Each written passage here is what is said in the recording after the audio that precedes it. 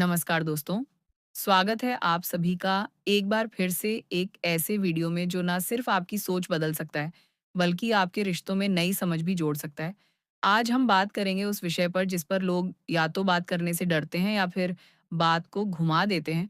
लेकिन यहाँ हम खुलकर बात करेंगे जैसे चाणक्य ने की थी, सीधी, सच्ची और तीखी। कौन थे चाणक्य?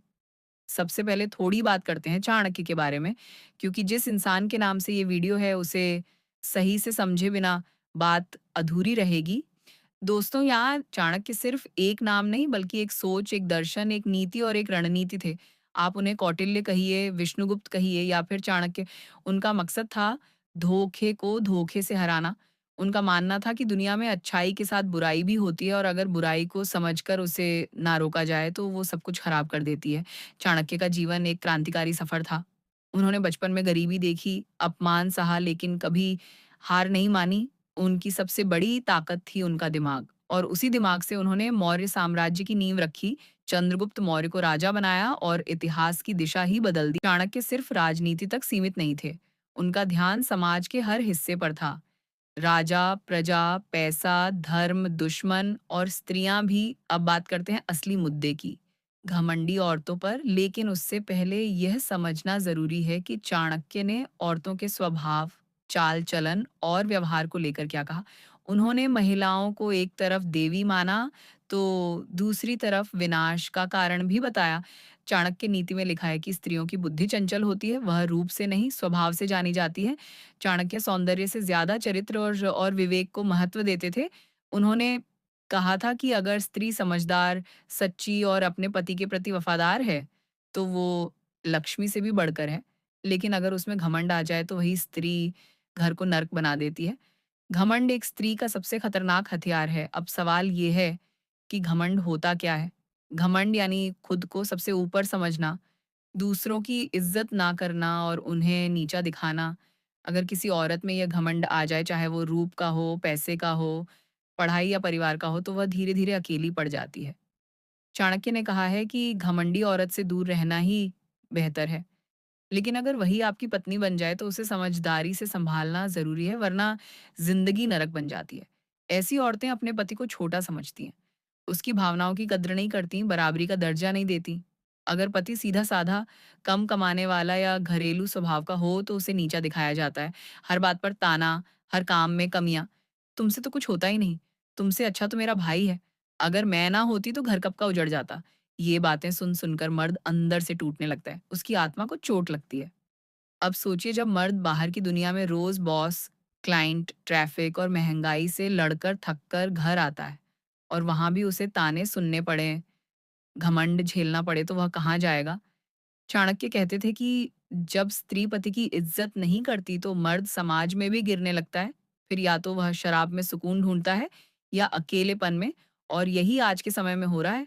घमंडी औरत का असर सिर्फ पति पर नहीं, पूरे घर पर पड़ता है। दोस्तों, ध्यान दीजिए, ऐसी औरतें सिर्फ पति की जिंदगी नहीं बिगाड़ती बल्कि बच्चों की परवरिश और घर के माहौल को भी खराब कर देती हैं।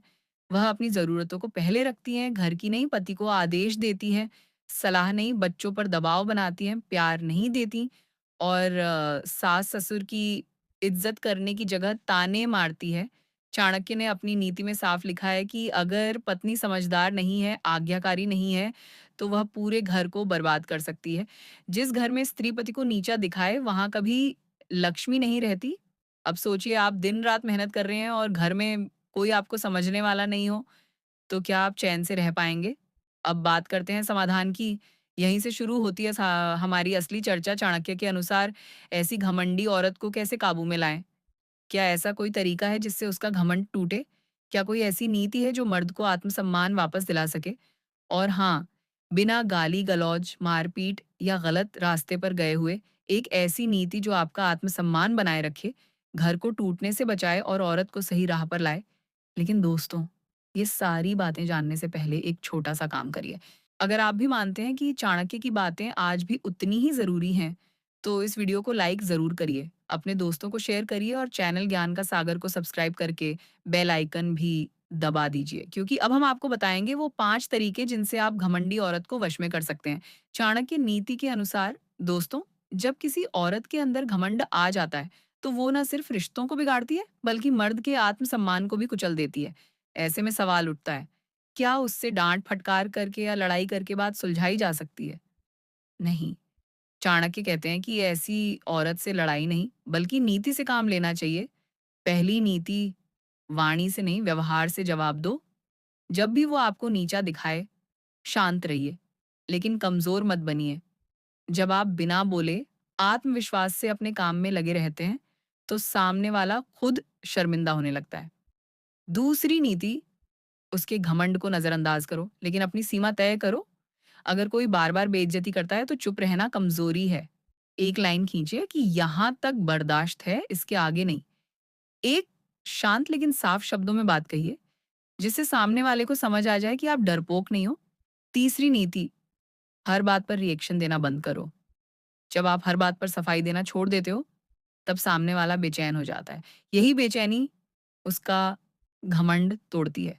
चौथी नीति, घर और समाज के सामने संयम बनाए रखो।